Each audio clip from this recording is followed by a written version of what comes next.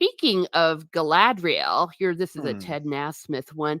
Oh, Maybe his art's go so a little good. bit more into the real Galadriel. The Like what thing, was going on with her? You mentioned it a okay, bit. can we first state how sad it is now that we have to actually specify the real Galadriel versus whatever the hell that was put on screen by Amazon a couple of years ago? Yeah. It's just depressing that we have to do that. Well, and it was almost desecration that was going on, a borderline blasphemy what they Sacrilege, did to yeah, her. Yeah. absolutely. So, brief character synopsis. She was born in the year of the trees, grew up in Valinor. She was very athletic, tall for an elf maiden, certainly, standing at 6'4". And she had a very discerning heart. She could analyze people's character very, Mhm. very well, very accurately. She had a yearning to see the outside world and create a kingdom of her own, which is why she followed Feanor to Beleriand in Middle Earth. And when she got there, her first act, being back in Beleriand, away from Valinor, was to go and see the Maya Melian and get tutored by her.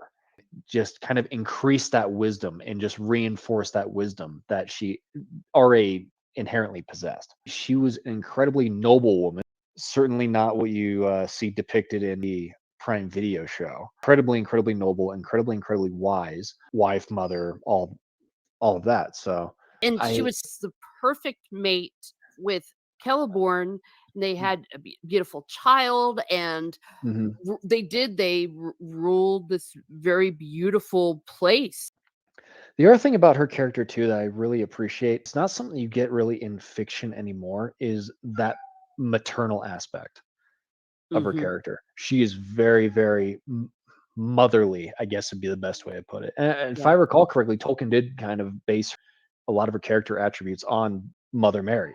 Yes. Um, and that really does come through in her character. And like I said, so I I don't even call that thing in Rings of Power Galadriel. I No. can't bring myself to do it. I refuse. It is in no way, shape, or form like the character from the book.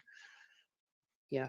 And especially by the second age, she was someone completely different, someone more mature, and of course, eventually, as Tolkien himself calls her, a penitent. When she passes this test with the ring, that is her atonement, if you will.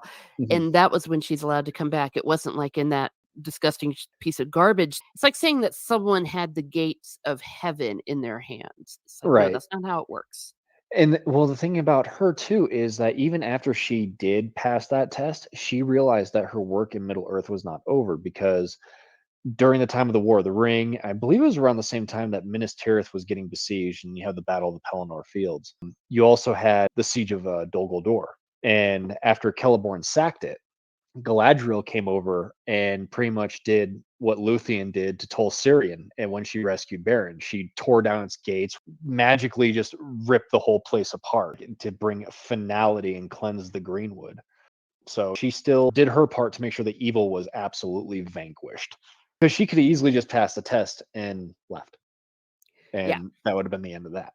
Just what you said about her reflecting the stars, like she has a star of Erendil and all of that, just so otherworldly and just so beautiful. But Like you said, also that so terrifying.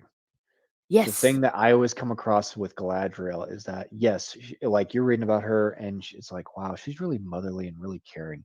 But there's something else here. This elf can mess your day up if you're if you're not careful. Like, it's like yeah, there's something genuinely scary about her character, and it's not the fact that she killed an ice troll with a broadsword. No, there's something like ethereal, like spiritually, like scary about her. yeah. I think Kate Blanchett did an excellent job of portraying that.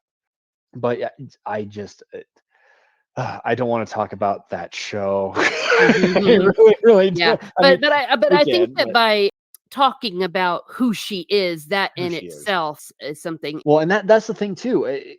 Talking about Galadriel on the second age, she was trying to be guidance. She tried to guide Celebrimbor away from Sauron, and Celebrimbor wouldn't have any of it.